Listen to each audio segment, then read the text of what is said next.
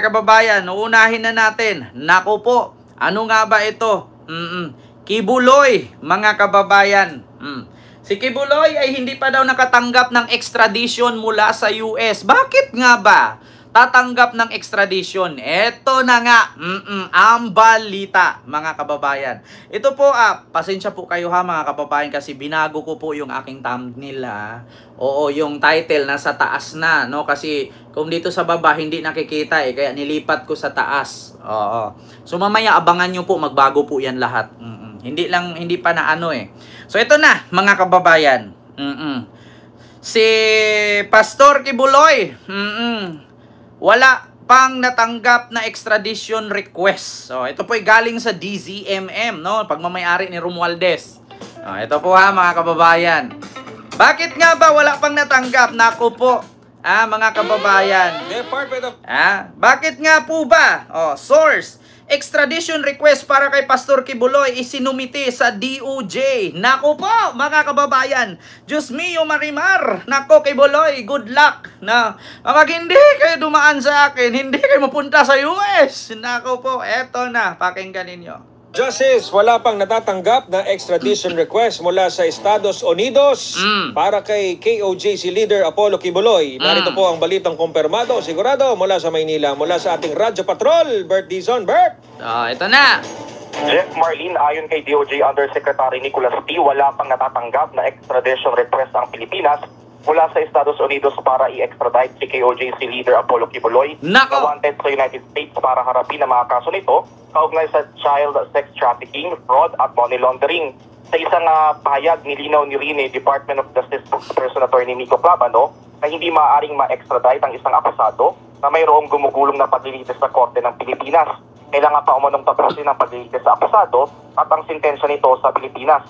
Dagdag pa ng opisyal, maaaring kumilos ang Korte na pabilisin ang paglilitis sa isang akusado para maaksyonan ng isang extradition request. Samantala, kinumpirma ni Philippine Ambassador to the United States, Jose Manuel Romualdez, na nagpadala nga ng extradition request ang US sa Department of Justice noong Hunyo. At yan, ang balitang kumpirmado, sigurado. Sabi ko nga sa inyo mga kababayan si Tebes, nung pumunta si PBBM sa Timor-Leste, pag-uwi, aresto si Tebes. Nung pumunta si PBBM ng Amerika, pag-uwi, eto na, si Kibuloy. Sana all. Sana all. Kakaiba ito ngayon. Yung year 2025, lahat ng mga nakakasuhan sa Pilipinas, sa abroad na kukulong. Sana all. Kita nyo mga kababayan, bakit kaya? Si Digong sinuko sa Netherlands, si Kibuloy suko sa Amerika. Sana all. Kinumpirma po ni Romualdez ng ambassador to the Philippines, to the US and the Philippines, na nagpasa nga daw ang US Department ng tawag dito extradition request noong June 2025. So ngayon mga kababayan, narinig nyo naman po na dapat daw bago ito isoko doon sa US, surrender, ay kailangan tapusin ang paglilitis.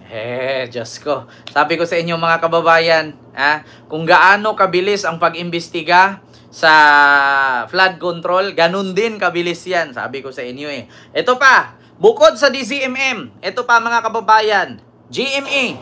Hinihiling ng Amerika na i-extradite o ilipat sa kanilang jurisdiksyon si Pastor Apollo Kibuloy. Nako! Sa isang source ng GMA Integrated News.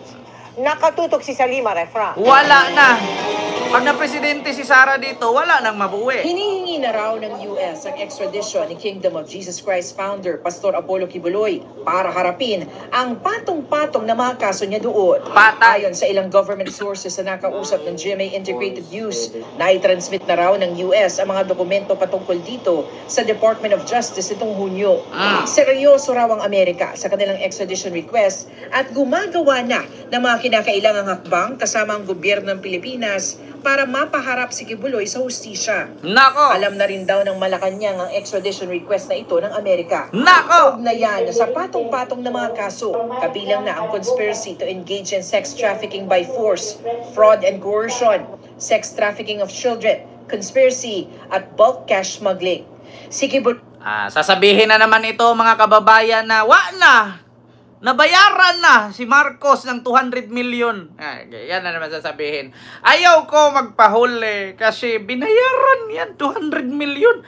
Patong sa akong ulo, 200 million. Pag hindi kayo dumaan sa akin, hindi kayo mapunta sa US. Nako, 200 million pa naman daw. Oo, ibabalik na naman nila itong kwentong ito. Ma'am Evelinda Caule, maraming salamat sa super sticker. Thank you so much po. Nako, sasabihin na naman ito. Alam nyo ba, patong sa ulo ko, 200 million dollar. Once na ako suko sa Amerika, natanggap na nila yung bayad.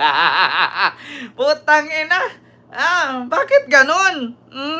Kapag ka nahuli ka dahil sa kabulastugan mong ginawa doon sa US, sasabihin 200 million. Bakit? Bakit bibigyan ka 200 million? Gaano ka ba kaimportante? Nako, mga kababayan, kaya po ito nabuhay, itong extradition na to later. Kasi meron po akong nakalap din po na isang balita na ito po yun, saan ba yon? Na miyembro ng KOJC nahuli din dun sa US dahil alam mo yung sumalang sa peking kasal? Ano ba yon? Ang tawag diyan mga kababayan? Na isang miyembro ng Kingdom of Jesus Christ ni Kibuloy na inaresto doon sa US kasi ito saan ba yon? KOJC member arestado sa Amerika. Nako mga kababayan, Amerika. Diyos mio Marimar. Isang Pinoy ang inaresto sa California sa Amerika dahil sa kanyang kaugnayan umano sa terrorist group na Islamic State. Hindi pala, iba to. And Syria. Meron palang O ISIS. maginang Pinoy. Kalma. Baby, kalma. Ito yata yon mga kababayan. Yung pagka niya sa peking Mapapadali na ang pag-aresto kay TikToker Kabelame Amerika. peking kasal.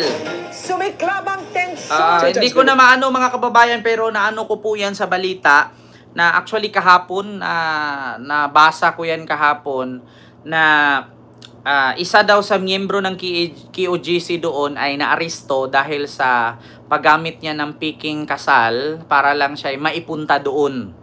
So siya po inaresto at kinasuhan po doon sa Amerika. So ngayon mga kababayan, rinig nyo naman po, kita nyo naman po sa balita ng DZMM at saka sa GMA na kung saan si Kibuloy po ay meron ng ipinasa ang Amerika ng extradition letter or ipa-extradite daw ng Amerika itong si Kibuloy. Ngunit dito sa ating bansa mga kababayan ay hindi po basta-basta ma-extradite, mga kababayan, ang isang tao kapag may kaso pa at hindi pa tapos litisin. So, kailangan madaliin daw litisin ito ng gobyerno ng Pilipinas para ma-extradite na si Kibuloy doon. So, mabilis lang yan mga kababayan. Bilis ngang nahuli. Ikaw ba naman, isang batalyong pulis, kukut-kutin yung lupa. Sabi ko sa inyo mga kababayan, kailan nyo gusto? Next month? Second month? Third month? US citizen yan bigla. Kailan nyo gusto mga kababayan? Kailan ninyo gusto? Pag hindi kayo dumaan sa akin, hindi kayo mapunta sa US. Pero si Kibuloy dadaan ng DOJ yan, diretso yan, Amerika. Take note walang bisa-bisa. Nako, mga kababayan, baka yung sinakyan ni Digong, ayun din ang sakyan ni Kibuloy. My God, naalala ninyo yung eroplanong sinakyan ni Digong? Yun din ang sakyan ni Kibuloy. My goodness, mga kababayan, nandun sa Villamor Airbase sa Kaabang. Diyos mio, Marimar. Kapag hindi kayo dumaan sa DOJ, hindi ka mapuntang US. At least free, ha? Wala nang interview, ha? Magkano ang visa pa US ngayon? Libre. For Kibuloys only. My goodness, mga kababayan, ha? Visa free for Kibuloys only. Sarap sa feeling, no? Mapunta ka ng US, walang stopover yan. Tuloy-tuloy yan.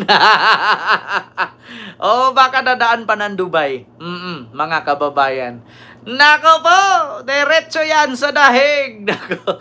Barrio Alfresco, maraming salamat sa iyong 10 Hong Kong dollars super chat. Nako po, si Digong sa dahig, si Kibuloy sa US. Nako po, 8K daw ang visa. Sana all pa US. Si Digong naman, sana all pa Europa. Galing. Hindi nyo napansin? Ganyan, dapat ganyan. Kapag makasalanan ka sa Pilipinas, ipagtapon kayo. Extradite kayo sa ibang bansa. Sham marriage. Yan po ang sabi ni Ma'am Valma Valdez. Yes, sham marriage po ang nangyari doon sa isang miyembro ng KOJC sa Amerika na inaresto po. At yun nga, nakulong doon. Miyembro po ng KOJC ni Kibuloy. So, mga kababayan, ayan na nga. Free visa, free airplane. Nako, sana all. Yung isa pa Europe, yung isa pa US. Sino kaya yung pa-Arab country?